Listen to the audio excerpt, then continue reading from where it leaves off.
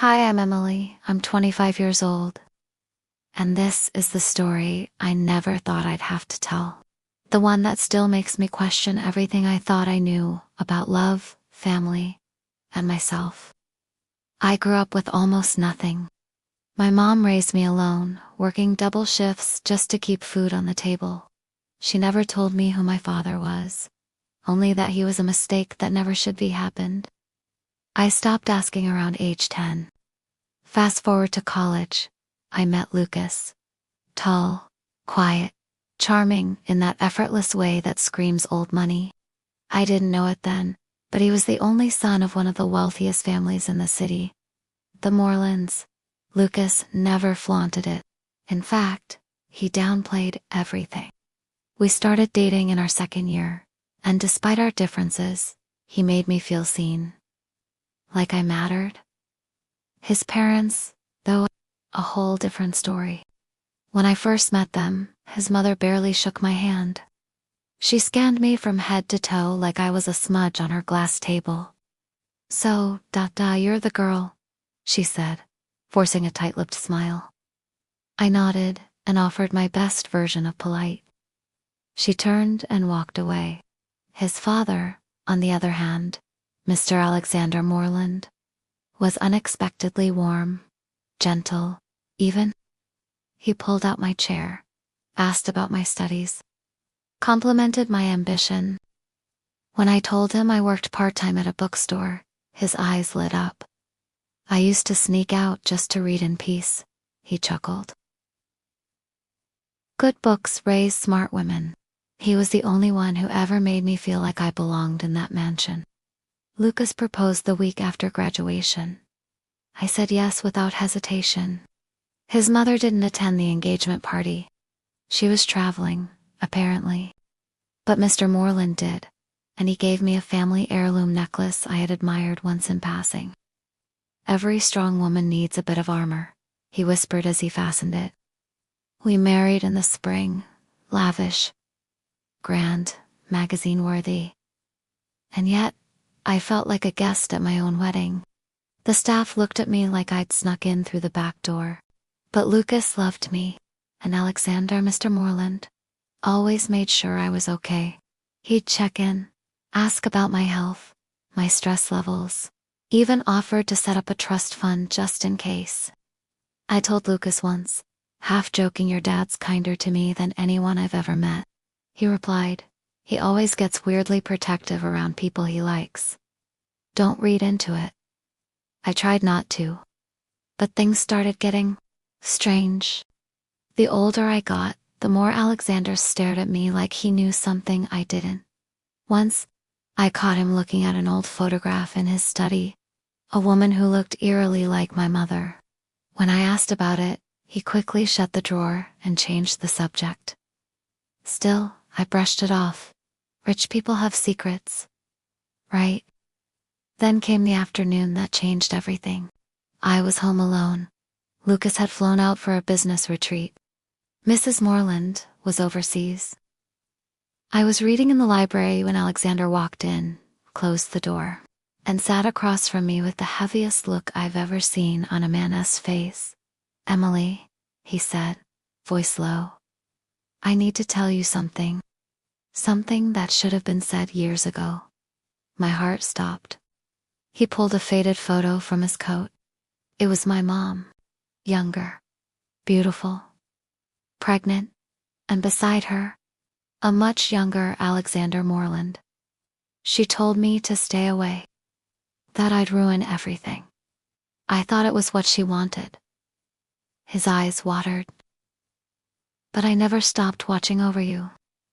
I stared at the photo, then at him. What are you saying? He looked me dead in the eye. I'm your father, Emily. I've known since the day Lucas brought you home. I couldn't breathe. The silence in that library swallowed me whole. My brain refused to catch up. I just sat there, staring at the man I had called my father-in-law now, telling me he was, in fact, my biological father. I shook my head. This isn't real. But Alexander didn't flinch. His eyes were steady. "I've followed your life since you were born. I made sure you had opportunities. I pulled strings. Scholarships, internships, the bookstore. I bought it. Just so you'd be safe working there." "No," I whispered. "No, you didn't." "I did," he said gently. "I've never stopped trying to protect you. I just never thought I'd lose control of the timing." I wanted to scream. Instead, I stood up, heart hammering. "You let me marry your son." He didn't look surprised by my anger. "I tried to stop it. I begged your mother to tell you before the wedding. But she refused. She said she didn't want to taint your chance at a better life." I staggered backward. My knees hit the ottoman. "This is sick. Lucas is my what? Half-brother?" Alexander nodded, but slowly. "You're not blood related. Lucas was adopted, right before I met your mother. He's not my biological son." The words hit me like bricks sharp, uneven, painful. I didn't know whether to feel relieved or even more disgusted. "Does he know?" I asked. "No," Alexander said. "No one knows, just me. And now, you." I felt bile rise in my throat. Every memory with Lucas, every moment his mother sneered at me. Every smile Alexander ever gave me suddenly felt like part of some cruel, aristocratic charade. Why now? I choked. "Why, tell me now." He looked down at his hands. "Because your mother passed away last week. I went to the funeral. I saw your face, and I realized, if I died without telling you, you'd never know. And I couldn't let you keep living this lie." I left without saying another word. I didn't sleep that night. I didn't eat the next morning. I didn't even cry.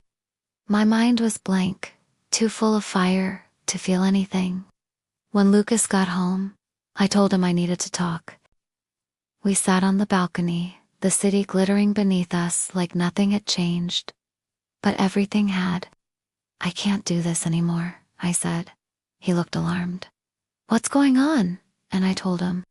Not everything, but enough. That I had learned something about myself. That our marriage wasn't built on truth. That I needed to leave, not because I didn't love him, but because I needed to find out who I was before I became someone's wife. He didn't argue. He didn't shout. He just stared at me like I was dissolving in front of him. "Is this about my father?" he asked. I didn't answer. I couldn't. I knew if I told him, it would break something too deep to fix. I packed my bags that night. I didn't take a cent. Not the trust fund Alexander tried to set up. Not the jewelry. Not even the heirloom necklace he gave me. I left it on the nightstand with a note. "I wore this when I thought I was your daughter. I leave it now, knowing I'm something else entirely." And I left. No goodbye to Alexander. No press conference. No drama. Just the silence of doors closing behind me, and the start of a life built on truth.